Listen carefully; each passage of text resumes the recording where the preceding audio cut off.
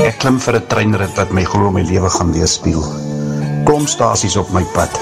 Sommige mooier as ander, maar elk uniek.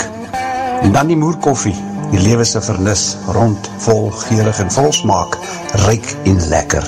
Drink hom slukkie vir slukkie, geniet hom. Laat hy oor die tong rol, want by jou stasie is die rit verby. Die rit weet te flits van die geheue.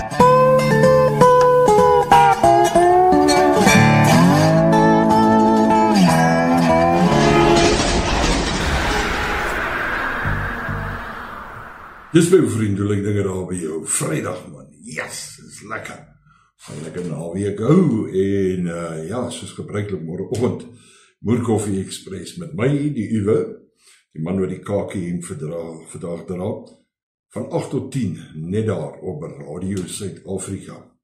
Maar nou ja, kyk hier, ek sê vir jou een ding sê, kakie laat my altyd goed voel.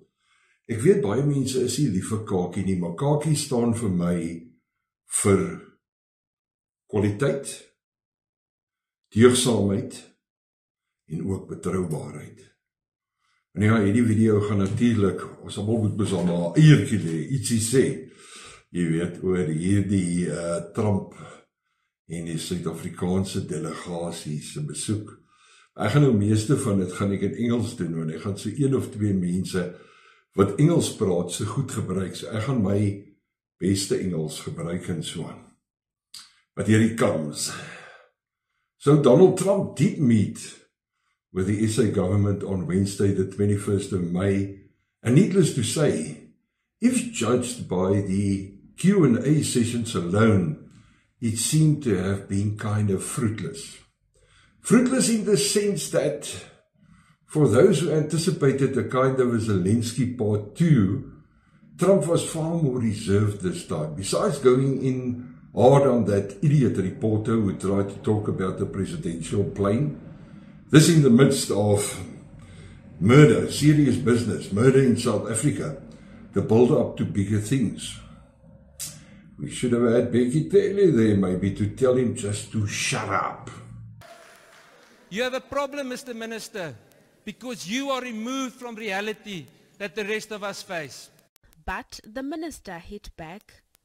And I'm not going to take any nonsense of somebody who regards me as a garden boy today, because you regard me as a garden boy. You come here, shut up!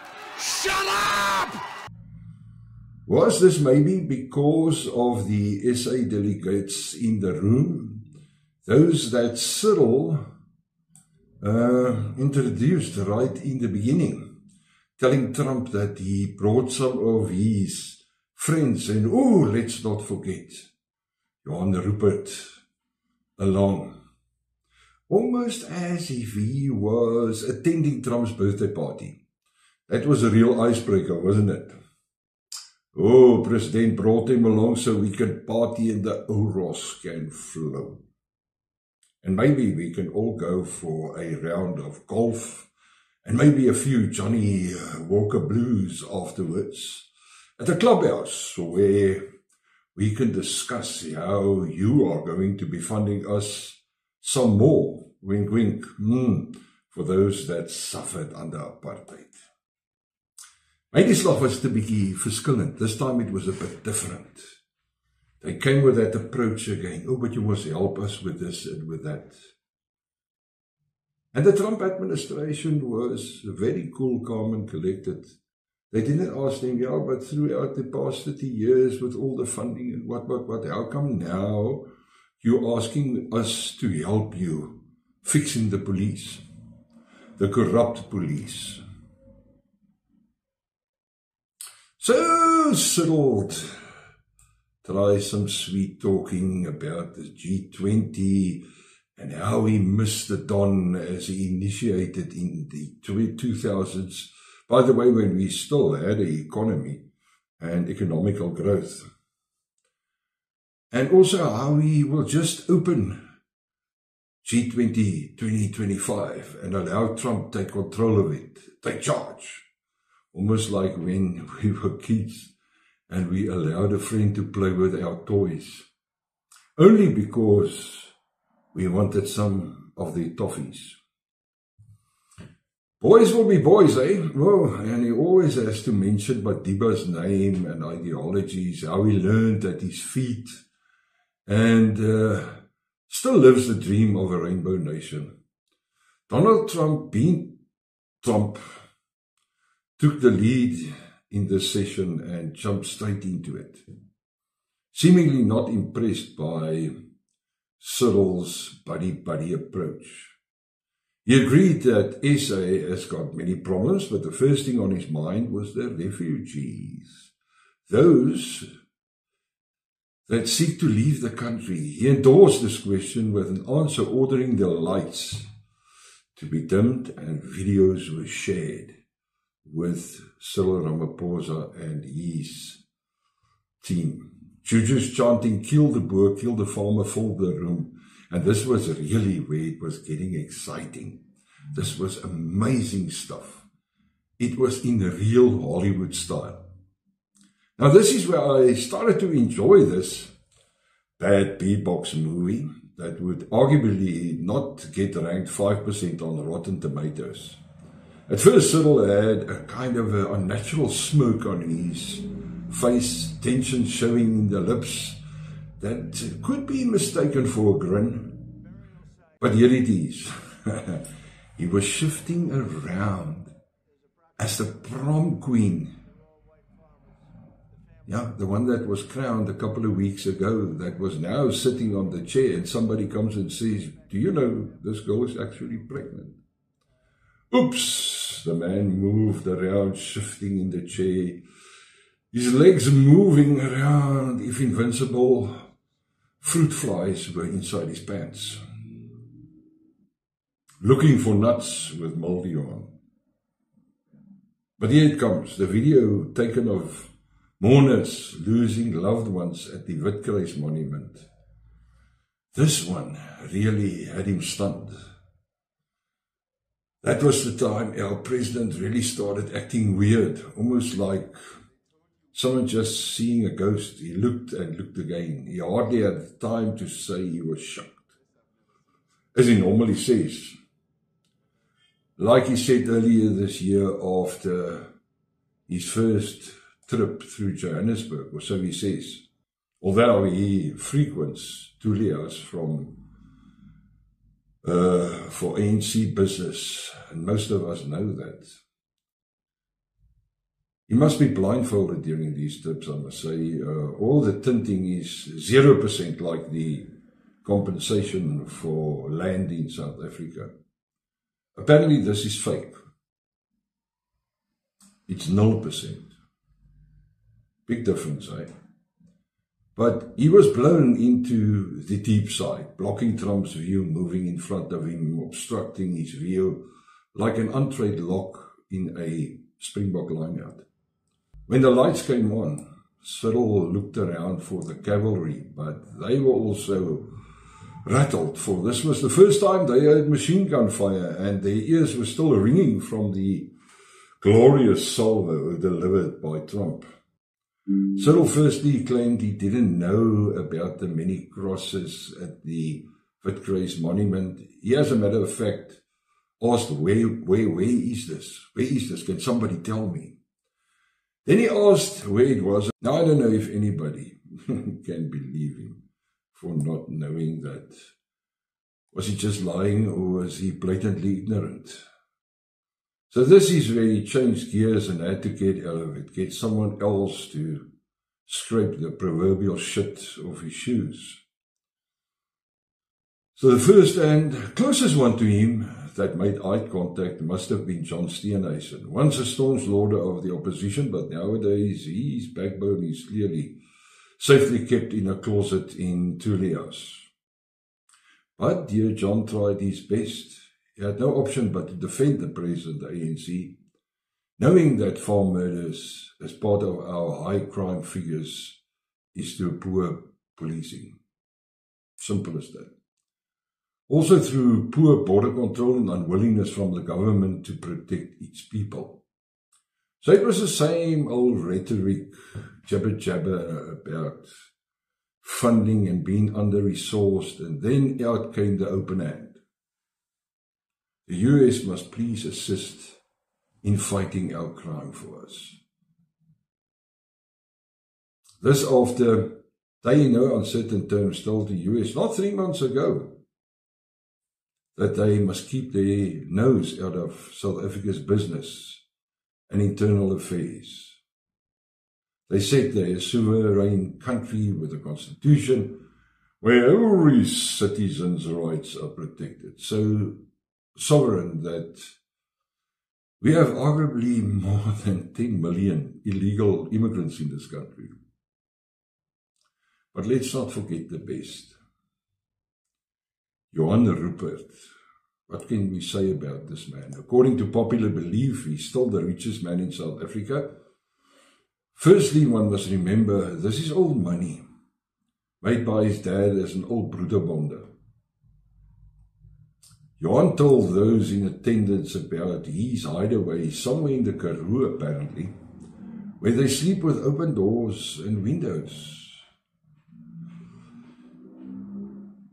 I can't believe this. I simply cannot believe it. Because the residences I know he owns, like the one in Onderus, where he hardly ever goes. But I mean, that thing is protected with electric fences, 24-hour security staff. Just in case he decides to fly out in his helicopter for quick beer. So really, Mr. Rupert, open windows and doors in the Karoo. But wait, my friend, there's more. Then Johan throws dear John under the bus, or should I rather say under one of his tractors, doubling down on the poor Minister of Agriculture. He tells Trump about all the murder in the Western Cape, in the Cape Flats. As much as he most probably doesn't know what a loaf of bread lately cost. SAP's budget comes from national government, Mr. Rupert. Why didn't John say it? Can it be that he was protecting the ANC? And a question that must be asked is why, John? Hats off to Retief Goosen for bringing some reality into the play. Ernie Els, look, even as a non-supporter of golf, I'm not really a golfer, I'm not into it, I could never understand. Oh, you could hit the ball time after time. And try and put it after 5 or 6 shots in a hole. But that aside, I'm still very proud of our golfers' achievements. Any sport, it doesn't matter if you spoeg a bokterol or whatever you do. If you're a champion, like the latest, Mr. Nel from Uppington, strongest man in the world. I support you, Mr. Nel. I wonder if the president will actually congratulate Mr. Nel. That would be interesting. Because last time with Driekus, he refused. He didn't say anything about Driekus. It was just tight lips. But yeah,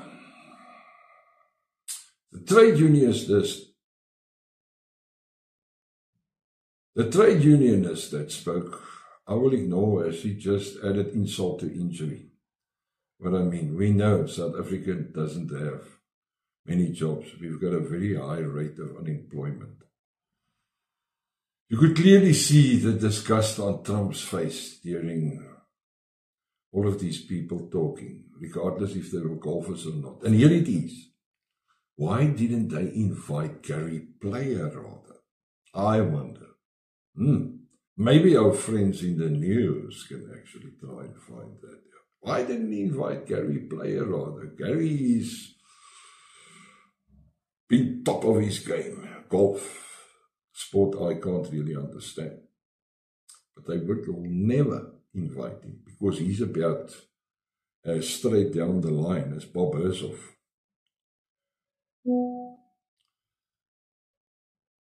The show they put up there didn't impress Trump. Like most things don't. Besides Cyril's open invitation to come to South Africa in this year, Cyril must know about the decay in Johannesburg. And it's not only Johannesburg, most of the cities, besides Cape Town. So, will Trump actually take him up on this offer after they've already declined? They are not going to come to the G20. And like he previously said, Trump, Africa is a shithole. Who knows? But these are only my observations of this presidential Q&A with the press. I believe that this was nothing but a roast in true Hollywood style. In retrospect, a pretty poor one that lacks credibility.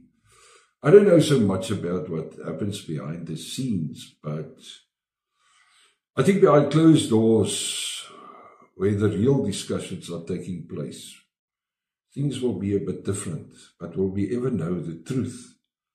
But I believe we will get the truth. We've got some great reporters, and especially the Colonel. He will get that info. But we will find out eventually what happened really behind the scenes. Yeah, so when the real bomb squad are pulled in from the bench, like Vance, Rubio, and maybe even Elon, that you won't see. When they talk about that case against Israel, the race-based laws, the corruption, not to forget our tainted foreign relations with China and Iran, when the big money dogs are fighting for the bone. So I believe there's still a lot of things coming our way. Check you on the Moer Coffee Express tomorrow. 9:30, we speak Moerlitiek by die achtbare Marius Kootse. So skink vir jou koppie Moer Koffie, klim op die trein 8uur, Radio Suid-Afrika. Groetnis. Radio South Africa, your voice.